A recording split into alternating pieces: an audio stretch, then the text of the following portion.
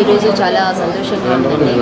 అనంతపురం నగరంలో మాజీ ఎమ్మెల్యే వైకుంఠ ప్రభాకర్ చౌదరి గారు గత 5 ఏళ్ల నుంచి అనంతపురం నగరానికి ఇన్ఛార్జిగా ఉండి తన కర్తవ్య బాధ్యతలన్నీ కూడా పార్టీ కోసం అహర్నిశలు పోరాడిన వ్యక్తి వైకుంఠ ప్రభాకర్ చౌదరి గారు. అలాంటి వైకుంఠ ప్రభాకర్ చౌదరి గారికి మరి ఏ కారణం చేత టికెట్ రాలేకపోయిందో, మరి ఎందుకు పెద్దలు ఇవ్వలేకపోయినారో మాకైతే తెలియదు.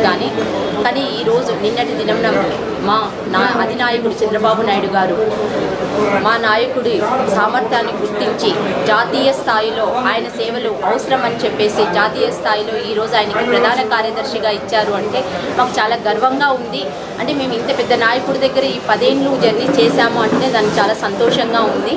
ఆ రోజు నుంచి 10 ఏళ్ళ నుంచి కూడా ఆ రోజు నుంచి ఈ రోజు వరకు కూడా ఏ ఒక్క కష్టం వచ్చినా అలా మాకు ఈ కష్టం వచ్చింది అని ఆయన ఇంటి ద్వారా మేము చెప్పడం ఆలస్యం అంతే. మాకు సహాయం చేసిన వ్యక్తి వైకుంఠ ప్రభాకర్ చౌదరి గారు.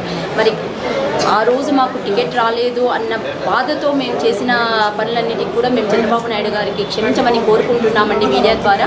ఎందుకంటే ఇంత మంచి వ్యక్తికే ప్రజల్లో కూడా ఎక్కడికి వెళ్ళినా వైకుంఠం ప్రభాకర్ చౌదరి అంటే ఒక మార్క్ ఉంది. 94 నుంచి ఒక మార్క్ వేసుకున్న నాయకుడు ప్రభాకర్ చౌదరి గారు. మరి అలాంటి నాయకుడికి ఈరోజు గుర్తించలేకపోయిందే పార్టీ అన్న ఆవేదనతో మేము కార్యకర్తలంతా మేము చాలా బాధపడ్డాము. మరి ఆ బాధలన్నిటికీ కూడా సముచిత న్యాయం చేసిన వ్యక్తి చంద్రబాబు నాయుడు గారు అని చెప్పేసి మేము ఈరోజు విన్నవించుకుంటున్నాం. మరి ఆయనకి వైకుంఠ ప్రభాకర్ చౌదరి గారికి ఆనందం ఉందో లేదో, కానీ మా అందరికి కూడా మాకు చాలా ఆనందంగా ఉంది.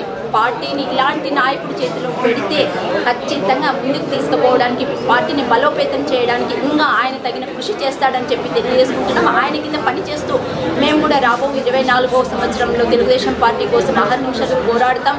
అలాగే ఇప్పుడు ఇచ్చిన ఎమ్మెల్యే అభ్యర్థి అయినటువంటి దగ్గుబాటి ప్రసాద్ గారికి అయితే ఏమి, అంబికా లక్ష్మీనారాయణ గారికి అయితే ఏమి మా సాయి శక్తిలో పనిచేస్తామని చెప్పేసి మేము తెలియజేసుకుంటున్నాం.